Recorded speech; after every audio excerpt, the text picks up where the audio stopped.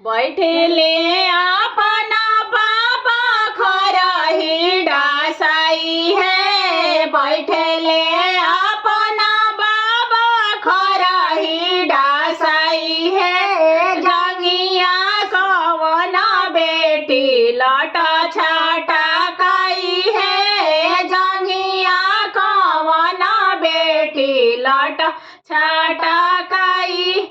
बैठेले अपना पापा खरही डासाई है। बैठेले अपना चाचा खरही डासाई है। जंगिया सुंदर बेटी लट छटकाई है। जंगिया सुंदर बेटी लट छटकाई है। बैठेले कुरसी डासाई है। बैठेले कौन समाधि कुरसी डासाई है। जंगिया कौन दुल्हा कतरेले पना है। जंगिया कौन दुल्हा कतरेले पना है। एक बीरा चभले दूसरा बीवा चभले है। एक बीड़ा चभले दुल्हा दूसरा बीवा चभले है। तीसर बीवा फेंकले सुबहिया के पासा है। तीसर बीड़ा फेंकले सुबहिया के पासा है। एक बीड़वा चभले प्रभु जी दोसर बीड़वा चभले है। एक बीड़वा चभले प्रभु जी दोसर बीड़वा चभले है। तीसर बीड़वा फेंकले सुबहिया के पासा है। तीसर बीड़वा फेंकले सुबहिया के पासा है।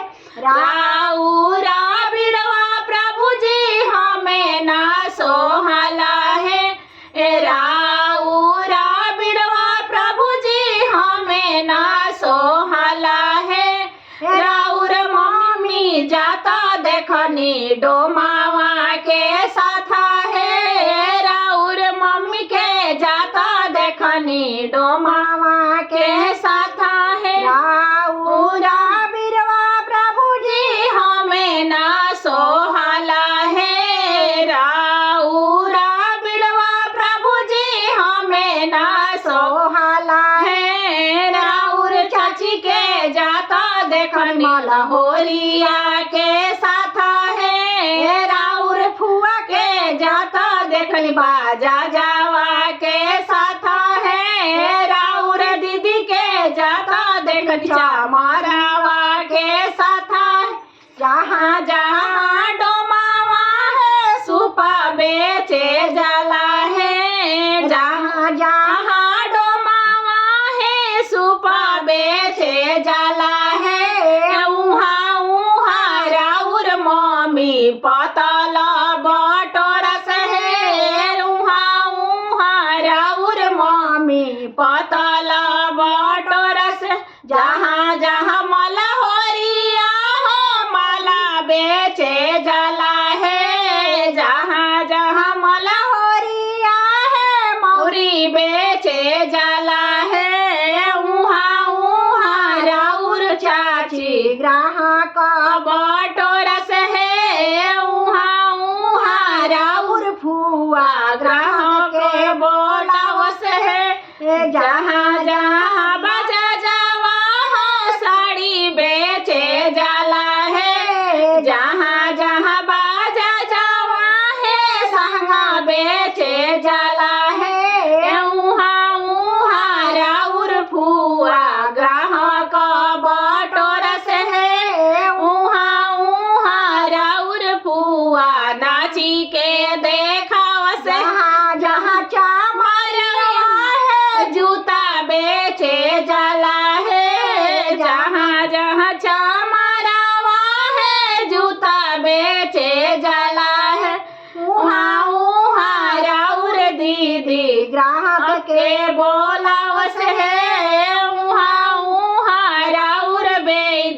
नाची के देखावस है बैठेले कवना बाबा खरही डासाई है बैठेले कवन भैया खरही डासाई है जंगिया कवन बहिनी लटा छाटा काई है जंगिया कवन बहिनी लटा छाटा काई बैठेले कवन भसुरा कुरुसी डासाई है बैठेले कवन सरवा कुरुसी डासाई है जंगिया कवन दुल्हा कतरेले